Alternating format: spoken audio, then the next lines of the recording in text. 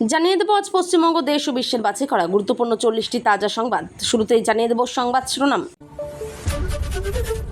দুর্গাপুজোর পর এবার রথযাত্রা, 5 লক্ষ টাকা অনুদানের বিরাট ঘোষণা রাজ্য সরকারের। কারা পাবেন? অন্নপূর্ণা যোজনা 3,000 টাকা মেলেনি, বাতিল হওয়া আবেদন কিভাবে সংশোধন করে ফের আবেদন করবেন? বারুইপুরে ধর্ষণ খুনে উত্তেজনা, গণপিটুনিতে মৃত্যু অভিযুক্তের, নিজেদের তার বাবাকে ফোন মুখ্যমন্ত্রীর। ডিমের জায়গায় ইট মারা হবে, পলাতক পঞ্চায়েত প্রধানদের হুঁশিয়ারি দিলীপ ঘোষের।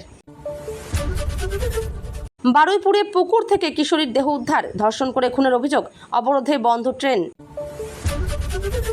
সবার দল ভাঙাচ্ছেন বিজয়, রাজ্যপালের কাছে একযোগে নালিশ, ডিএমকে বিজেপি ও এআইএডিকেএমকের। 61 বছরে বিয়ের হ্যাট্রিক আমিরের, গৌরীর সঙ্গে 25 বছরের আলাপ, 2 বছরের প্রেম। রথযাত্রায় ঐতিহ্যশালী কমিটিগুলিকে 5 লক্ষ টাকা করে অনুদানের ঘোষণা নবান্নের। শ্যামাপ্রসাদের জন্মদিনে ঝটিকা সফরে কলকাতায় অমিত শাহ, কি কর্মসূচি? সংসদের বাদল অধিবেশনের দিন ঘোষণা, নজরে 2 সংবিধান সংশোধনী বিল। শরদ পাওয়ারের দলে ভাঙনের আভাস, এনডিএতে যোগ দিতে আগ্রহী সংখ্যাগরিষ্ঠ। শিল্পায়নে নতুন শিল্পনীতি আনতে কমিটি, টাটা গোষ্ঠীকেও আমন্ত্রণের ইঙ্গিত।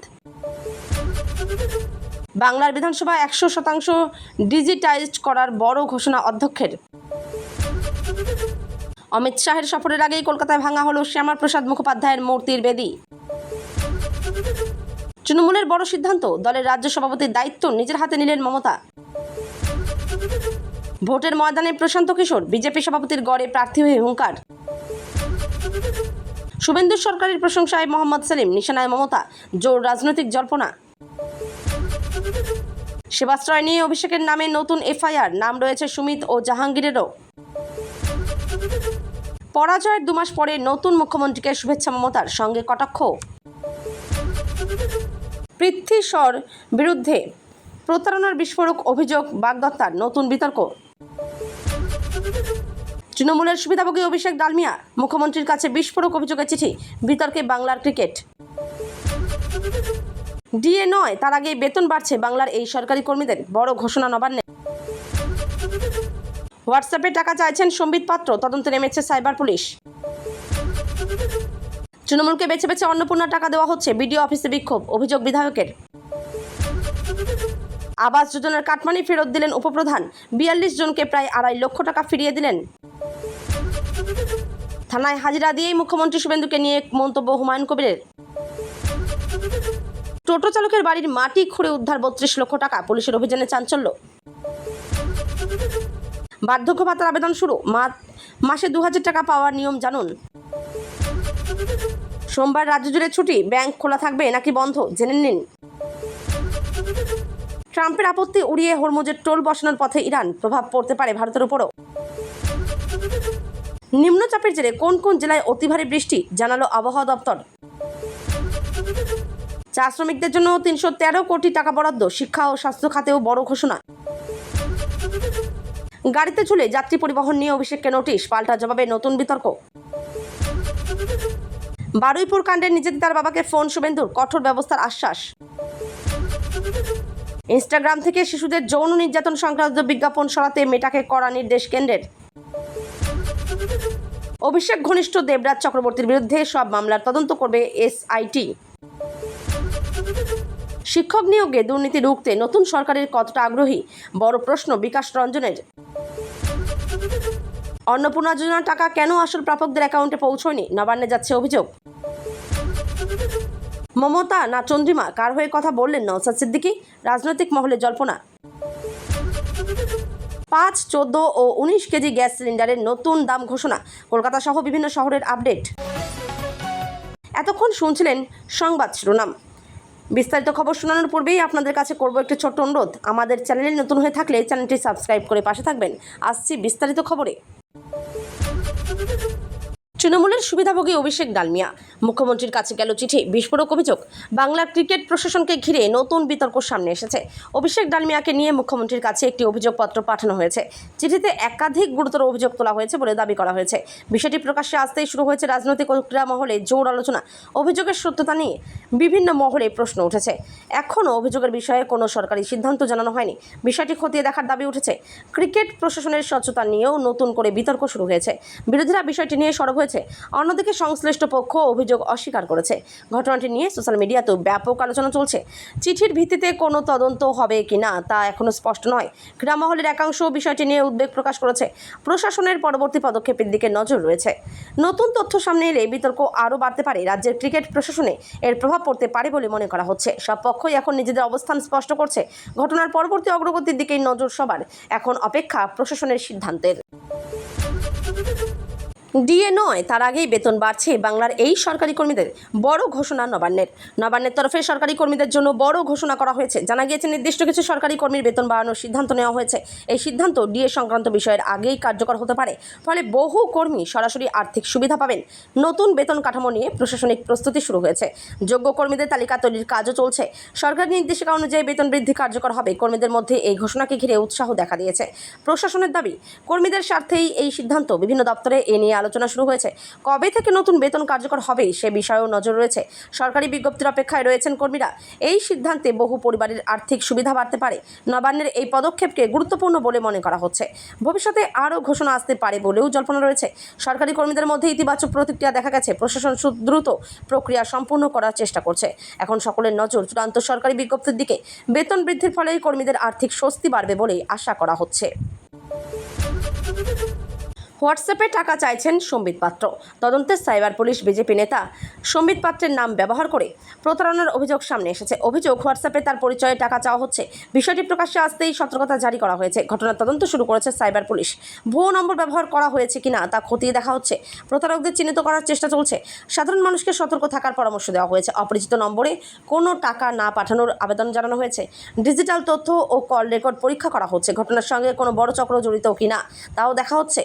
সাইবার বিশেষজ্ঞরাও তদন্তে সহযোগিতা করছেন। প্রয়োজনে আরও আইনি পদক্ষেপ নেওয়া হবে। সোশ্যাল মিডিয়াতেও সতর্কবার্তা ছড়িয়ে পড়েছে। এ ধরনের প্রতারণা থেকে সাবধান থাকার পরামর্শ দেওয়া হয়েছে। পুলিশের তদন্ত এখনও চলছে। নতুন তথ্য সামনে এলে তা জানানো হবে। অভিযুক্তদের বিরুদ্ধে কঠোর ব্যবস্থা নেওয়া হবে বলে জানানো হয়েছে। এখন তদন্তের অগ্রগতির দিকে নজর রয়েছে। সাইবার অপরাধ রুখতে সবাইকে সচেতন থাকার আহ্বান জানানো হয়েছে। বেছে বেছে তৃণমূলকে অন্নপূর্ণার টাকা পাইয়ে দিচ্ছেন। বিডিও অফিসে হানা বিধায়ক চন্দনার। অন্নপূর্ণা প্রকল্পের অর্থ বণ্টন নিয়ে নতুন বিতর্ক তৈরি হয়েছে। অভিযোগ, বেছে বেছে তৃণমূল সমর্থকদেরই টাকা দেওয়া হচ্ছে। এই অভিযোগ তুলে বিডিও অফিসে যান বিধায়ক চন্দনা। সেখানে প্রশাসনের সঙ্গে তার কথা হয়। বিষয়টি নিয়ে রাজনৈতিক উত্তেজনা ছড়িয়ে পড়ে।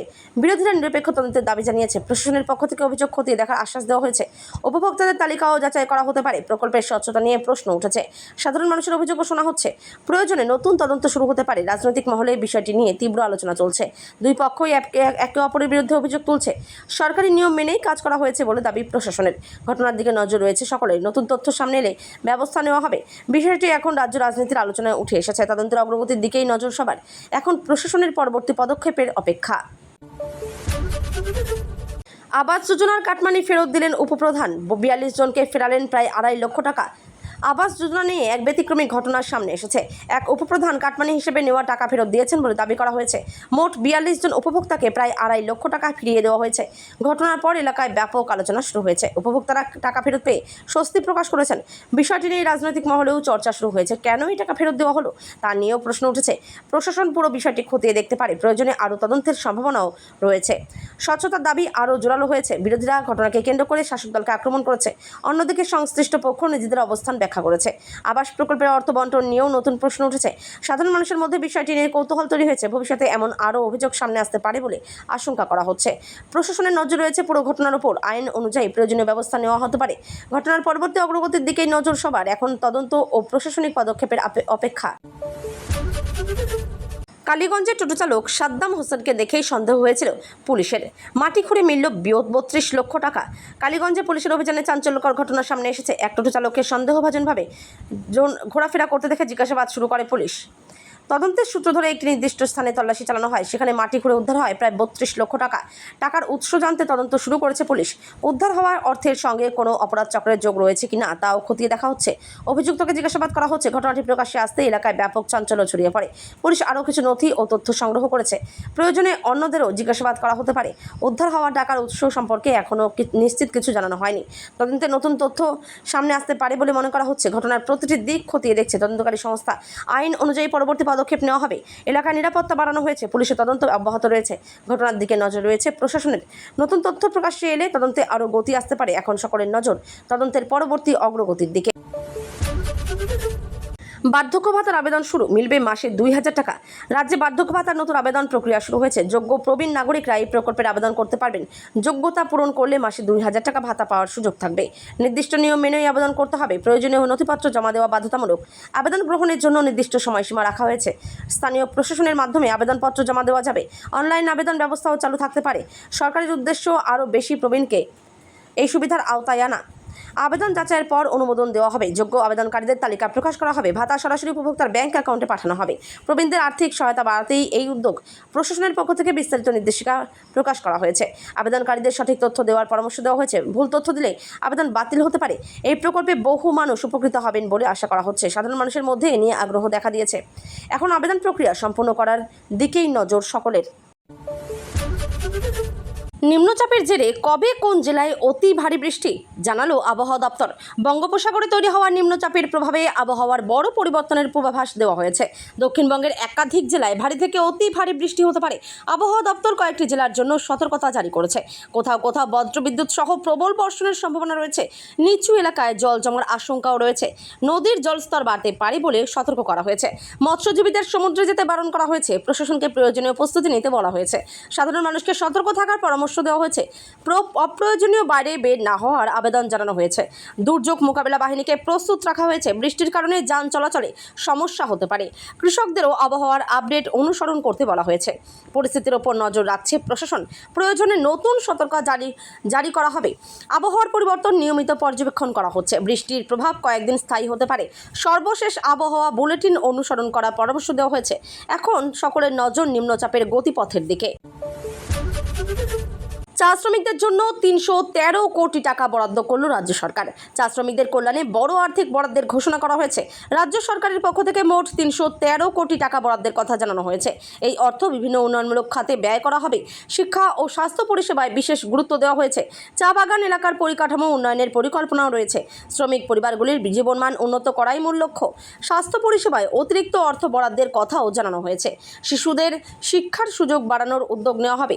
বিভিন্ন কল্যাণমূলক প্রকল্প বাস্তবায়ন করা হবে। চা শ্রমিকদের দীর্ঘদিনের দাবি পূরণের চেষ্টা করা হচ্ছে। এই ঘোষণাকে স্বাগত জানিয়েছেন অনেকেই। বরাদ্দের অর্থ কিভাবে ব্যয় হয় তা পর্যায়ক্রমে জানানো হবে। প্রশাসন প্রকল্পগুলির বাস্তবায়নে নজর রাখবে। শ্রমিকদের জন্য নতুন সুযোগ তৈরি হতে পারে। চা শিল্পের উন্নয়নেও এই বরাদ্দ সহায়ক হবে বলে আশা করা হচ্ছে। সরকারের দাবি, শ্রমিকদের স্বার্থকে অগ্রাধিকার দেওয়া হয়েছে। এই সিদ্ধান্তে বহু পরিবার উপকৃত হতে পারে। রাজ্যের চা বাগান এলাকায় ইতিবাচক প্রভাব পড়বে বলে আশা করা হচ্ছে। এখন সকলের নজর প্রকল্প বাস্তবায়নের দিকে।